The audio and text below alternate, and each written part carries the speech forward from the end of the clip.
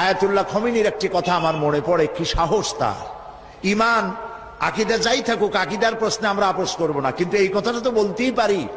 যখন আমেরিকা তাকে বলেছিল যে আমার দূতাবাস থেকে যে 56 জনকে গ্রেফতার করা হয়েছে আমেরিকান, এদেরকে ছেড়ে দাও, তা না হলে তোমার খাদ্য রসদ আমেরিকা থেকে যত সাহায্য যায় সব বন্ধ করে দেওয়া হবে।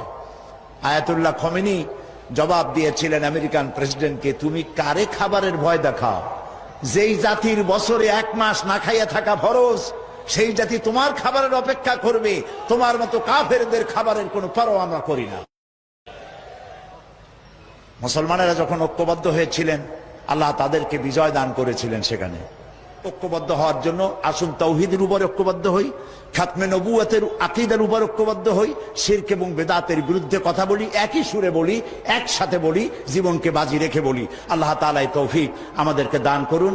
হাদা মা ইনদি ওয়াল ইলমু ইনদাল্লাহ আলাইহি তাওয়াক্কালতু ইলাইহি উনীব। ওয়াসসালামু আলাইকুম ওয়া রাহমাতুল্লাহি তাআলা ওয়া বারাকাতুহু।